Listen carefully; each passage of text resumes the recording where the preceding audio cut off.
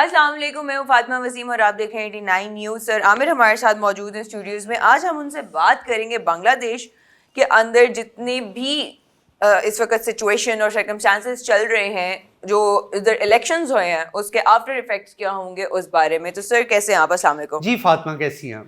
Sir. मैं तो ठीक हूँ सर। बांग्लादेश की इंटरिम गवर्नमेंट ने इलेक्शंस करवाए हैं, उसके बारे में आप क्या कहना चाहेंगे? देखिए, ये जब हसीना वाजिद जो है वो उसे एक तरह से she was expelled out of Bangladesh, it's like 2 years before, and then there was an interim government was formed. और वो जो डॉक्टर यूनिस जो के उनके माइक्रो फाइनेंस बैंक के जो हेड है उनको, और वो नोबेल प्राइज भी मिला हुआ उन्हें, डॉक्टर यूनिस को। डॉक्टर यूनिस को और बड़े एक अच्छे शोबे में मिला और माइक्रो फाइनेंसिंग में मिला। तो डॉक्टर यूनिस को उसका एक इंटरिम गवर्नमेंट का जो है वो चीफ बना दिया गया, और इस गवर्नमेंट को एक टास्क दिया गया कि you have to arrange election in coming next 2 years। Okay. अच्छा, एक बड़ा ख्याल था कि शायद ये इलेक्शन होंगे नहीं होंगे, क्योंकि अक्सर ऐसा भी होता है कि इंटरिम सेटअप जो है ना वो आगे बढ़ना शुरू कर देता है। वो फौरी तौर पे जो है ना वो अपनी इलेक्शन, अपनी कमिटमेंट्स को पूरा नहीं कर सकता। बट विद दैट ऑल कि आपने ये देखा कि ना सिर्फ इलेक्शन हुए, इलेक्शंस का एक बड़ा turn out, more than 60% turn out किसी भी डेमोक्रेटिक कंट्री में एक बहुत बड़ा इलेक्शन का टर्न आउट है, and it is may be 65-67%। तो इसका मतलब है कि लोगों ने वोट कास्ट किया, और वोट कास्ट किया, और फिर ये एक गवर्नमेंट आई, और वो गवर्नमेंट, एक इलेक्शन हुए, एंड दैट इलेक्शंस मेरे ख्याल 290 समथिंग की उनकी जो है वो पूरी एक नेशनल असेंबली है, and the results are there, and the results are very good. It is not shocking. दुनिया ये भी कह रही है शॉकिंग है, ये शॉकिंग नहीं है फातिमा। ये एक्सपेक्टेड रिजल्ट्स भी थे कि ऐसा होगा, क्योंकि वो सारी हवा मुखालिफ सिमत में चल पड़ी थी। आपको मैं एक चीज़ बताता हूँ कि जैसे 211 सीट्स यानी 2/3 मेजॉरिटी तो सिंपली बांग्लादेश नेशनल पार्टी, जिसे बीएनपी बोला जाता है, उसके पास आ गई। अब वो जो अवामी लीग, जो कि एक अरसे से it was supported by the India side, और हमेशा कहा जाता था कि इंडिया की, और आज भी आप देखिए कि हसीना वाजिद कहाँ बैठी है। हसीना वाजिद इंडिया में बैठी है, पनाह लेके बैठी है वहां पे, जबकि वो तमाम बुत गिरा दिए गए जो तब अवामी लीग ने बनाए थे, जिसमें शेख मुजीबुर रहमान के मुजस्मे थे और बाकी लोगों के मुजस्मे थे। वो बुत गिरा दिए गए वहां पे। लोगों के ज़हन में एक और चीज़ आ चुकी थी कि वो जो नफ़रत पाकिस्तान के लिए फैलाई गई थी, और जो अवामी लीग का जो किरदार रहा था, और बीएनपी ने अगर अवामी लीग को साइड के करने के बावजूद अगर 65-67% पोलिंग हो गई है, इसका मतलब है यानी कि 67% वोट कास्ट हुए हैं, तो लोगों ने अपना इंटरेस्ट शो किया है।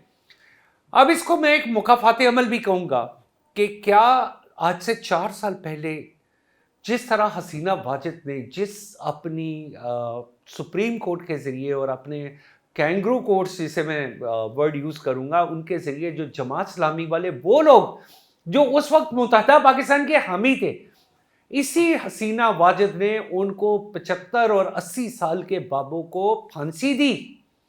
क्या उस वक्त इंसानी हकूक से नजर नहीं आ रहे थे? किसके इमाम पे कर रही थी ये सब कुछ इंडिया के इमाम पे कर रही थी। आज वही जमात इस्लामी है जो वहां पे ऑलमोस्ट लाइक 65-67 सीट्स थी, यानी कि सेकंड लार्जेस्ट पार्टी कौन आई है? जमात इस्लामी। उसने, जमात इस्लामी ने किसको रिप्लेस किया? अवामी लीग को। तो वो जज्बात खाली ये नहीं थे कि आपने जो है एक प्रो पाकिस्तान सेंटिमेंट थे, बल्कि एक और सेंटिमेंट था कि जमात इस्लामी को भी एक वो बूम मिला कि जो आज से पिछले 50-55 साल से ये जमात इस्लामी के पास नहीं था बांग्लादेश में, and Jamaat Islami have showed it's power.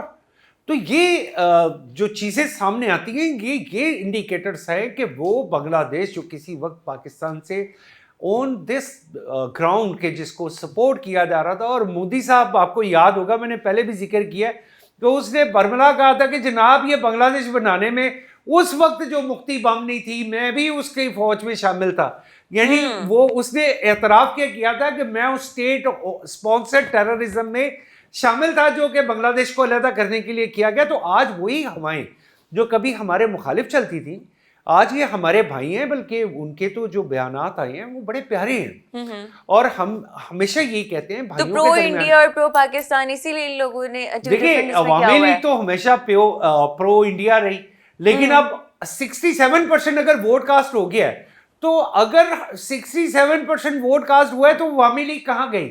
इसका मतलब है कि वो सारा सिस्टम जड़ से उखाड़ दिया गया। मैंने आपको क्या कहा है कि वो बुत जो लगे हुए थे शेख मुजीब का मुजस्मा, उसको गिरा दिया गया ढाका में। तो इसका इम्पैक्ट क्या आया?